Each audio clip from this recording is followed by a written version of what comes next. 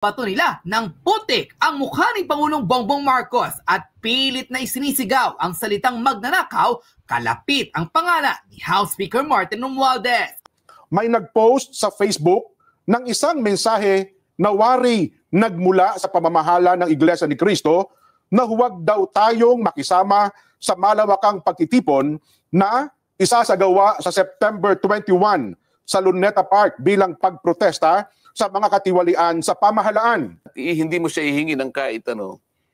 Dahil nga doon sa kanyang pagpapahayag, doon sa kanyang pagtulong sa iyo, sa panig ng Estado, magsasabi na siya ng totoo. Mga kasama, nandito na naman si Kuya Goods nagbabalik. At syempre, kung di ka pa nakasubscribe sa ating channel, pa-subscribe na lang po at hit mo na rin yung bell para lagi kang updated sa ating mga video.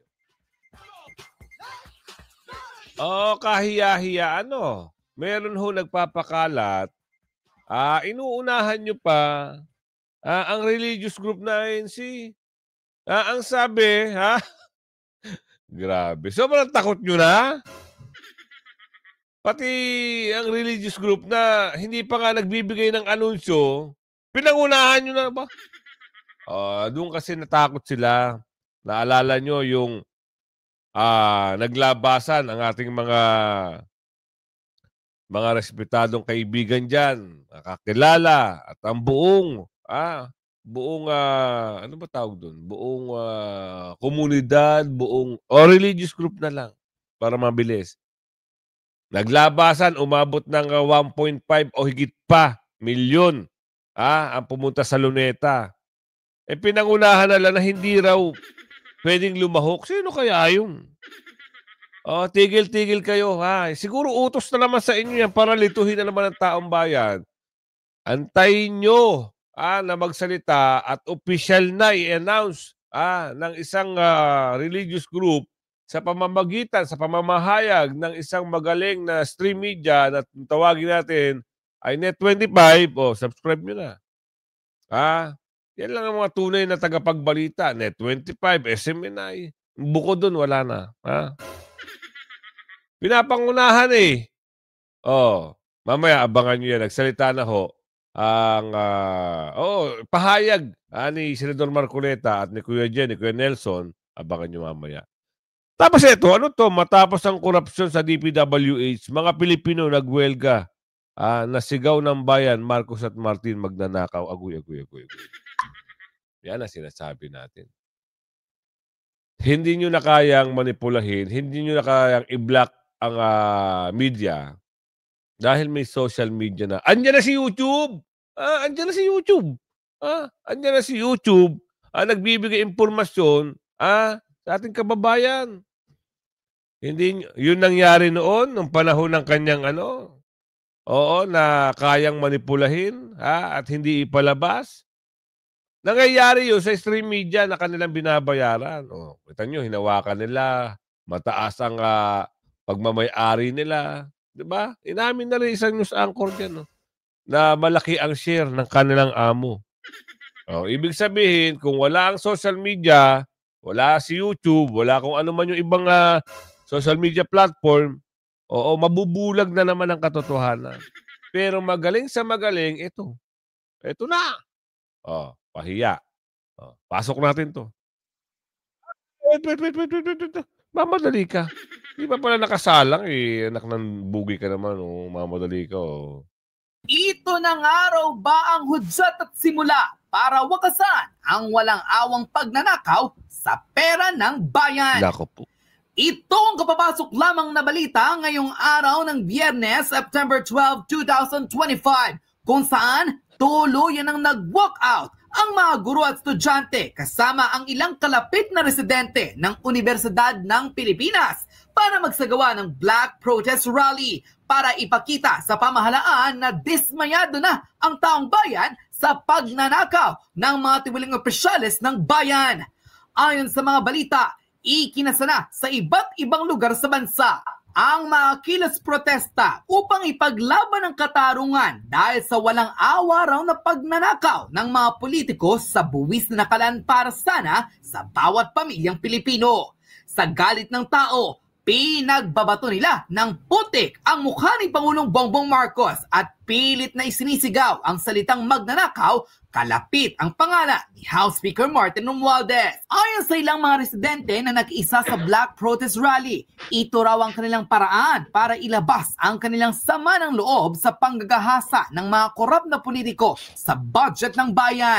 Ang kanilang pagkadismaya rin ang tuluyang nagpasiklab lalo ng mabulgar sa publiko ang mahigit sa 1 trilyong pisong pagnanakaw di umano sa ilang mga proyekto ng DPWH katulad na lamang ng mga flood control project. Ito, matdiin na binabanggit ng mga bata, matanda, itong mga ito na andito sa harap ng barikadang ito, talagang dinidiin nila na magnanakaw. Ano nangyari? Repeat the history. Ito na yun nangyari noon. Ayaw pa nila talaga magtanda.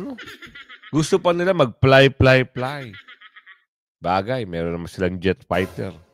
Meron naman silang airplane. Meron silang helicopter. Meron silang barko. Diba? Ito ang mahirap. Pag nagkaroon ng, actually, sa 21, meron. Sa 13, naku, 13 pa lang ngayon. So, meron ding mga rider, mga big bike rider na magmamotor unity ride sa EDSA. Meron din mga, marami na. Sa ibang bansa, organized na rin. Ang hirap kasi, nangyari na sa inyo noon, gusto nyo pang maulit ngayon. Gets na. Baka binabawi, yung nawala sa habang panahon. Sa haba ng panahon na hindi nakaganon, binabawi. Sabi na Aling Ledesma. Ngayon, damay-damay na ito. Damay-damay na ito. Bakit? Hindi naman mapipigilan ng tao pag kumilos ang tao. Hindi mapipigilan yan. Sino ba nag-uudyok dyan? Wala naman nag-uudyok dyan. Diba? Nakikita kasi, mali na. Sabihin mo sa akin kung hindi mali. Ikaw ba naman, tax mo na nakawin?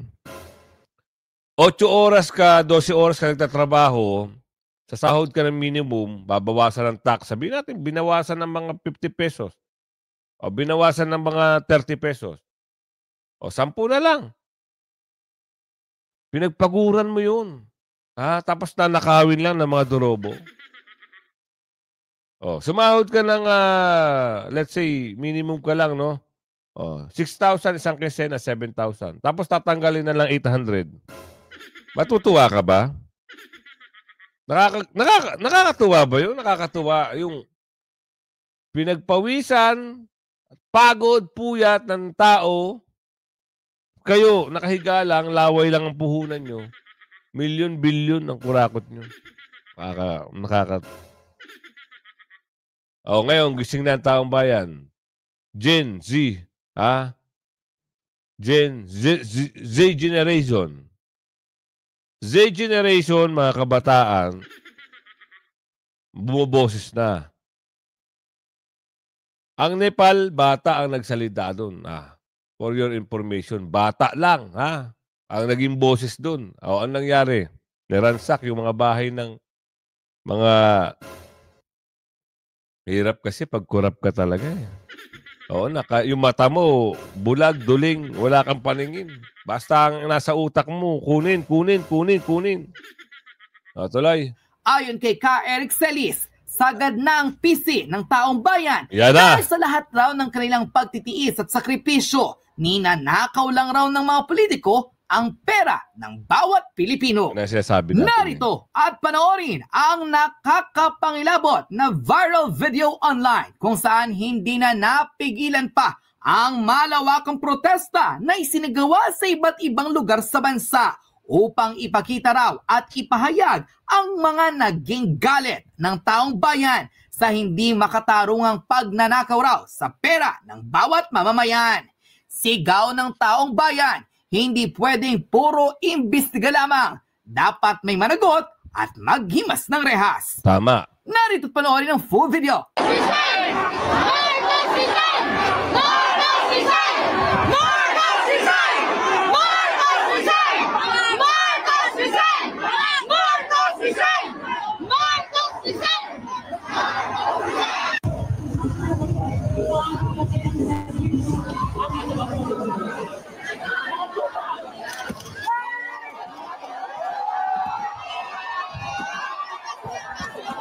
Grabe, galit ng tao.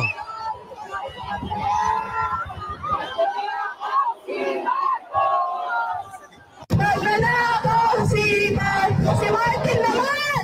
Martin magnanakaw! Martin magnanakaw! Martin magnanakaw! Magnanakaw si Martin! Hirap, di ba? Hirap. Ang hirap dito sa mga...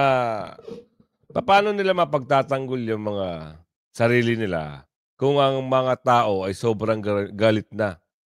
Gara pa lang kasi.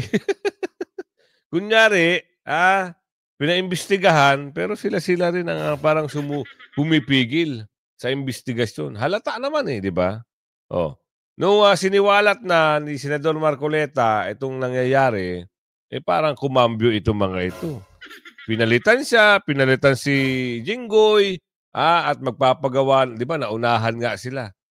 Di ba? Ugong-ugong, nagsalita siya, gagawa siya ng independent body. Hindi umubra. Naunahan siya. Naunahan. Si Bungit-Ngit, di ba, naunahan ni Senator Marcoleta? Nangyari? Pahiya. Ngayon, hindi na nakuha, pinipigilan ng boses, sinabi kay Mamang Jinggoy, kay Mamang Escudero, patigilin, hindi rin pumayag itong si Escudero. Teka. Pati siya si Bak. Yung utos sa kanya, kay Bibi Sara, hindi rin sinunod. Yun, pinag-initan na. Ginawa ng kwento. Alam mo saan kinonekta? Kinonekta pa sa flood control.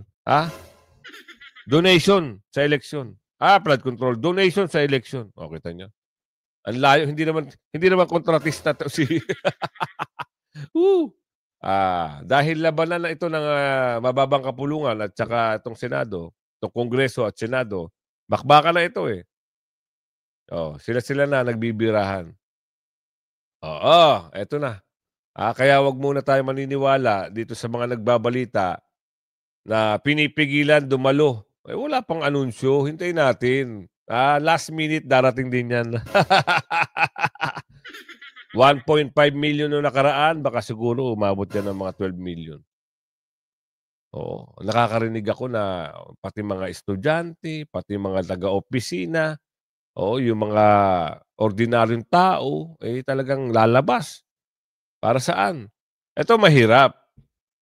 Di ba yung isang post, sabi mag-mask daw. Black mask ba yun? Kung ano man yun. Wala nang pagkakilala nyo pag nakamas. Yun nga mahirap Bakit? Paano pag nagdala ng mga pamalo yun? Wag naman. Wag nyung dungisan Wag nyung dudungisan. Ito pakinggan na lang natin to. Bakit naman kaya? Sino naman kayang grupo ang gumawa niyan? Yun na nga po, Sen. Kaya narito po, at babasahin ko po sa inyo, ang official pong ito yung circular na mababasa sa mga pagsamba sa mga darating na araw. At ito po sa lahat ng kaanib sa Iglesia ni Cristo sa Republika ng Pilipinas. Mga mahal kong kapatid kay Cristo, may nag-post sa Facebook ng isang mensahe na wari nagmula sa pamamahala ng Iglesia ni Cristo na huwag daw tayong makisama sa malawakang pagtitipon na isasagawa sa September 21 sa Luneta Park bilang pagprotesta sa mga katiwalian sa pamahalaan. Hindi totoo na iyon ay galing sa pamamahala. Wala kaming pinalabas na ganoong mensahe. Kung mayroong dapat iparating sa iglesia tungkol sa ating mga aktibidad, ito ay ginagawa natin sa pamamagitan ng sirkular o mensahe na ipinaaabot sa ating mga pagtitipon. Hinihimok namin kayo na isama sa ating mga pananalangin na sana ay mamayani ang katarungan at kapayapaan sa ating bansa upang makapanatiling payapa ang ating mga pagsamba at paglilingkod sa Diyos. Umaasa kami na malinaw sa inyo ang nilalaman ng palibot liham na ito. Ang inyo pong kapatid sa Panginoon, nakalagda po rito ang atin pong pinakamamahal at tagapamahalang pangkalahatan. Yan po, Sen at Nelson, mga kababayan, dapat po ay maging malinaw sa atin ang mensaheng ito. Sen, ano po? No. Sana po ay naging malinaw rin yan, no? Para sa ating mga kababayan na mga nagtatanong ukol po sa gaganapin dyan po sa September 21, araw po ng, ano bang araw yun? September 21, linggo. Ano ha? So yun po. Linggo next week. Opo. Sana po ay naging malinaw, maliwanag sa lahat ang mensahe na yan po ay binasa namin sa palatuntunan Baka ito. gusto mong liwanagin itong first paragraph. Kasi Opo. baka magkaroon ng... Sige po. Ulitin natin. Para po First sa kabatiran ng ating mga yung first paragraph kababayan. para mas malinaw. Opo. Mga mahal kong kapatid kay Kristo, may nag-post sa Facebook ng isang mensahe na wari nagmula sa pamamahala ng Iglesia ni Kristo na huwag daw tayong makisama sa malawakang pagtitipon na isasagawa sa Setyembre 21 sa Luneta Park bilang pagprotesta sa mga katiwalian sa pamahalaan. So walang sinasabi, walang pasabi Opo. na nanggaling sa iglesia na sinasabing Huwag kayong sumali. Opo. Wala pong sinabing gano'n na bilin. Wala pong gano'n. Opo. Kaya sa pangalawang paragraph, Sen, sabi po ay hindi totoo na iyon ay galing sa pamamahala. Kaya nga. Opo. Ibig sabihin kasi parang kung sino man ang gumawa niyan, mayroon ng bilin ng INC na, huwag kayong Opo. sasali dyan. Kasi nakalagay po doon sa post na ayoko na po ipakita dito itong post na ito sa social media, baka ma-promote pa no. Nilagay kasi nila doon, ibinibilin sa atin na huwag tayong makisama. Nakalagay po doon sa kanilang pinakalat. Yun po yung Yan mali. hindi totoo. Yun po yung hindi totoo. Pwede yung gumawa niyan, yung ayaw magtagumpay yung gagawin. Ayun, Sino man yung Yun po. nag-organize yan. Yun po. Kasi baka kinatatakutan nila Mhm. na sumama tayo, gano'n ba? Yes po. Yes po. So inunahan na tayo. Pinipilihan po ata yan. nila yung mga mangyayari na yon. Oho. Ay well, ito po at least ay malinaw ang circular sa atin. At sana po ay naging malinaw din sa lahat ng ating mga Pwede, tagapagbalay. pwedeng sumama si Saito. Wala sinasabing huwag. Oho. Kasi hindi naman sinabing huwag eh. Ayun nga. Opo. So si Saito pwede sumama. Hindi ko Ganun na po ba? alam Ganun ba? kung Hindi, sa. Ikaw naman. pinakamabuti sana hintayin natin ang kung meron mang magiging bilin ukol sa bagay na yan. Oho. Hindi, kasi yan pinangungunahan eh. Opo. Kasi kung meron sa takot bilin, nila, hindi, gumawa tayo ng paraan Oho. para sa ganun ay hindi sila sumali.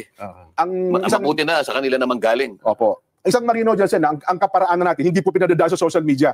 Meron tayong kaparaanan kung papaano po ipararating ang tagubilin sa mga kapatid at sa mga kaanib po So, sa kaya Iglesia lang ni kasi, Cristo. kaya nila ginawa yan, hindi para sa miyembro eh, yung hindi miyembro. Oho. Yun. Para sa ganun ay maisip na, talaga palang ang iglesia ayaw ding sumama dyan. Yun po ang gusto Walang ganong bilin pala. Wala po. Walang ganong bilin. Oo, ito nililis nila yung utak Kung sakali makita kasi ito at mapanood, baka kasi maligaw. Wala humbilin ang religious group o pamumuno ng Iglesia ni Cristo na ganon yung sinabi kanina. Pinaliwanag dito. Kaya abangan natin. Siya, tiyak yan. Dadami at dadami. Yun na, nakaraan, ganon. Sobra-sobra pa. Baka mamaya, mapuno ang Rizal Avenue, Balintawak, at hanggang doon, papuntang Cavite, baka mapuno ng tao, no? No, hindi kaya? Assuming lang, assuming. Kasi talaga yung tao, alam nyo, pag yung narinig na kurakot, mandurugas, durubo, alam nyo yung ting! Parang gusto na, tanggalan ng ngipin, tanggalan ng ilong. Alam mo yun? Yun yung nakikita natin sa mga tao. Kasi sa Nepal, kung napanood nyo yung asawa ng Prime Minister, aba. Hindi hubira. Sipa dito, suntok doon, nagdudugo na yung... siyempre sa galit, no? Hindi naman natin kinukonsinti yung mga ganyang bagay. Pero yung tao, hindi nyo mapipigilan.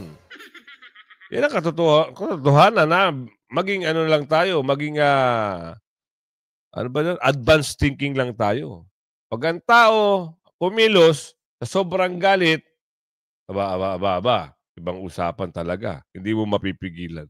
Tuloy. Diba? Ayun. Sana po ay naging malinaw yung bahagi na yan, Sen. Alright, abangan natin yung magiging ano ba yun? Final announcement. Final announcement dito sa gagawing ano ba tawag dito? Gagawing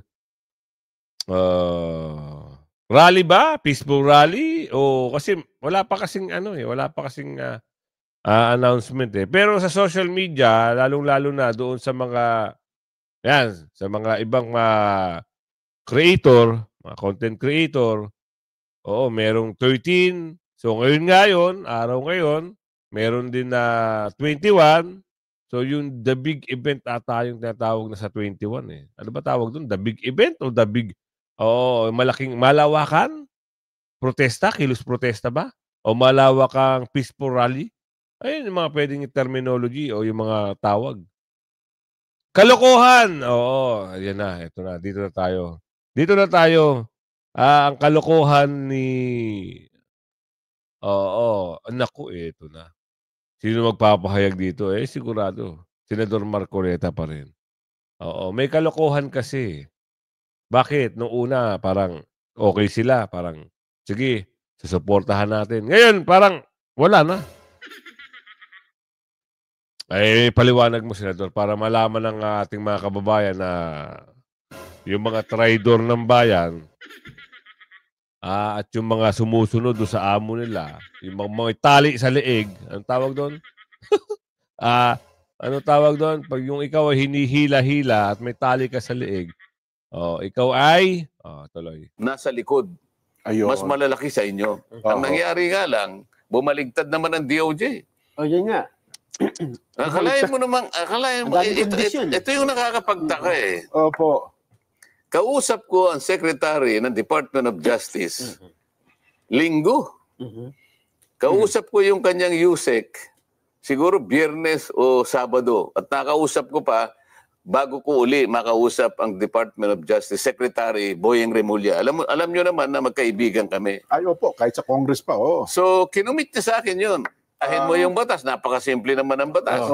Ngayon, ito namang aming bagong Pangulo ng Senado ngayon. Yun ang kanyang idinadahilan kung bakit yung sulat na binigay ko na dapat pirmahan niya para umabot sa Secretary of Justice, kaya mo siya bibigyan ng protection at hindi mo siya hihingi ng kahit ano. Dahil nga doon sa kanyang pagpapahayag, doon sa kanyang pagtulong sa iyo, sa panig ng Estado, magsasabi na siya ng totoo. Mabigyan natin sila ng provisional immunity. Ayudante. Pinagpipitagan ng mga, ano ba tawag sa inyo? Mga ginoo lang po, mga ginoo lang. Mga ginoo. Opo. At alam ko naman po na pinagsisikapan pong kayo po ay talagang bigyan ng mga impormasyon. Opo. At mga komento na talagang nakakatulong po sa ating lahat. Dito po kasi sa palatuntunang Saganang Mamamayan, Sen, kayo po ang chairman dito. Hindi ako pwedeng maalis ng pagka-chairman dito eh. Malaking issue. Buti nilang dumating kayo kasi magbobotohan na kami ni Jen. Para palitan niya. Ay, teka lang, marami kasi nagtatanong. Ano ba talaga nangyari po sa Senado, Sen? Siguro i-refresh nyo nga po yung ating mga kababayan. Kagaya nung nalalaman na ninyo at ang daming nagbibigay ng feedback sa akin, hindi lamang libo-libo, halos milyon-milyon na yata. Ay, opo, oo. Na hindi nila matanggap-tanggap na ako po'y biglang pinalitan bilang chairman ng Blue Ribbon Committee. Tama po. Ang totoo po niyan, ako po talaga ang kanilang pakay. Oo. Ang presidente po ng Senado, si Senator Chis Escudero, ay parang collateral damage lang po yun. So tama pa rin lumabas sa mga social media, Sen, na ang puntirya talaga kayo. Kasi hindi naman nila kumaalis kung hindi nila alisin yung puno. Ayun. Ganun po yung nangyari riyan. Oho. Ngayon, medyo hindi po ako nagsasabi nito. Ito po ay kinukumpirma ng napakarami pong mga kababayan natin na hindi po nila nagustuhan yung mabilisang pagpapalit ng liderato ng Blue Ribbon Committee. Lalong-lalo na po doon sa panig ng paglalahad na po ng katotohanan. Yung pag-iimbestiga na po sa kanila pong palagay, ay meron na po silang nakikinikinitang mga katotohanan na lalabas dyan. Papunta na po sa paghanap po natin ng kasagutan sa maanumalyang pagkakalatag ng mga proyekto na kung tawagin nga ay ghost projects. Ayun. Sabi, Ang no? balita kasi, Sen, may singit ko lang po, mukhang pinakiusapan ata si Senator Cheese bilang presidente po ng Senado na kayo ay palitan sa pagiging chairman, pero parang nanindigan siya sa inyo. Kaya ang nangyari daw po, pati siya nadamay sapagkat ayaw pala niya kayong palitan bilang chairman ng Blue Ribbon Committee. So tama po ba yung ganung anggulo? Hindi ko alam yon kasi wala naman siyang sinasabi sa akin na siya kinausap. Oho. Ang nangyari, May nakiusap daw po eh. mabilisan nga eh. Ang totoo niya, siguro nakikita nyo, itinutuloy ko yung pangatlong pagdinig namin. Opo. Ako na lang ang pinakahuli na nakabalita na napalitan na pala yung aming Senate President. Ayun na nga, oo. Kaya pala si Senador Jinggoy na nasa tabi ko, medyo mainit ang ulo nung araw na yun. Hindi ko naman alam kung ano nangyari. Oho. Kaya yung pong talagang purong-puro na biruan lang, iba po yung pagkakatanggap niya. No? Pero alam naman ninyo, talaga nagbibiruan lang kami. Totoo po. Tama Yun po. pala pagkakapaalam ng isang babaeng senador, yun na rin palang tanda Senyales. na sila ay nagkakaroon na ng pagpupulong sa isang Kasi kwarto. hindi naman talaga nagpapaalam yun eh. Ayun na nga po eh. Talagang yun eh, halos Bastos! hanggang Bastos yun, maaari bastos! ay Nakabantay talaga. di ko ba? nakabantay at lahat ng anggulo ng mga pinag-uusapan ay nakakasangkot siya sa mga usapin. Opo. Nagtaka ko kung bakit siya nagpaalam at nangako naman siyang babalik. Yes. Oo. Pero hindi na siya nakabalik. Oho. Mm. Ayun. Ang narinig ko lang sana doon sa iba kasi mga balita at siguro mabuti masagot niya rin. Ang pangunahing layunin daw po kasi talaga ng Blue Ribbon in aid of legislation. Oo naman. Kasi daw po parang sa tingin daw po ng kapwa yung senador, parang nalilihis na para bagang ang dating prosecutorial na raw po ang dating ng pagdinig ng Blue Ribbon Sen. Sino po ba ang nagsabi nun? Yun po ang lumalabas at maging sa panayam po sa mga kasama nyo sa Senado, parang yun po ang binabanggit nila. Parang ganun din, ka Nelson. Oo, ang napapanood ng ating kababayan. Oo, parang lumalabas dito, oo, kinakampihan na. Oo, itong si Balulong, nitong si Mamang Puting Buhok, kung tawagin ay school bukol. Halata naman eh. Kaya itong isa, oo, naghinay-hinay. At sinabi, dahan-dahan ka. Oo, masyadong manipis ang 15 sa siyam. O, siguro natauhan, ha? Akala siguro may sasalba siya, oo, ng kanyang kumpare. Pag ang tao ay nagalit. Oy, naku. Tigil-tigil, ha. Huwag masyadong magbida-bida. Ha? Oo, lalo na kilala ka ni, ano ba pangalan mo? School bugol. School bugol. Ah! Au! Au! Po totoo yun. Mhm. Unang-una, talagang may pagka-prosecutorial po sapagkat Diba? kung titingnan ninyo yung pinaka-mandato ng komite, Ng Blue Ribbon. ang tinutugis niya yung malfeasance, Misfeasance and misfeasance at non-feasance. Mhm. Paano po ang paglalahad ng inquiry kung hindi po namin gagawin sa paraan na pagtatanong Mhm. at paghanap ng kasagutan sa mga dapat na itanong para nga mapatunayan kung merong malfeasance, misfeasance, and non-feasance. Yun po yung tinutungo talaga. Ayun. Yun ang pangunahing layunin ng Blue Ribbon Committee. Mhm. Yun. kung naipagkamali nila, lalong-lalo na po yung aming puno ng Senado ngayon, yun po yung sinasabi niya. Ayun, opo. Kahit oo. kailan ay hindi po ako lumihis doon sa tuntunin na yon. At baka dapat sana tinanong muna niya ako. Opo. Nakatatlong pagdinig lang ako eh. Tama po. Yung iba nga pong humawak ng Blue Ribbon Committee, nakalampas na sila ng halos 20. Wala pa naman silang nagagawang batas eh. Yun, Tama di po. ba? Sa totoo lang po ako, pangatlo pa lang. Meron na po akong naiayos. Oo. Possible areas of legislation. 10 pa yung aming naisip na kagad eh. Ba? Oho, sa tatlong pagdinig pa lang po, ha? 3 pagdinig pa lang para malaman ng nakikinig sa atin Opo. na tayo naman ay hindi nagbibiro sa mga sinasabi natin. Yan ha, pakinggan nyo. Ipakikita ko dito, alin-alin ba yung mga naisip na nating mga panukalang batas sa liwanag ng mga pagdinig kahit hindi pa talaga natatapos. Pangatlo pa lang na pagdinig. Base sa mga nakita na namin, nakita ko at nakilatis natin. Ito yung aking naisip. Kinakailangan merong amendment ng procurement law. Oo, opo. Kasi doon na pupunta po yung mga bidding natin, yung pag-award ng mga proyekto, lalong-lalo na yung pinag-uusapan ng mga flood control projects. Kita nyo? 3 session pa lang, meron na siyang findings, ha? Meron na siyang parang resolution. Ganun kagaling ang abogado, ha? Kaya mas maganda talaga pag pipili ka ng mambabatas, piliin mo yung may aral at isang abogado. Ang hirap kasi ropor na. Oo, ropor na yung isa, ay lagi po nasa bulakbol. Bakit? Totoo naman, di ba? Lagi na sinasabi, nasa Bulakbol University sila. Nagbubulak. Di ba? Panoorin nyo, gusto nyo, panoorin nyo yung palabas nila dati.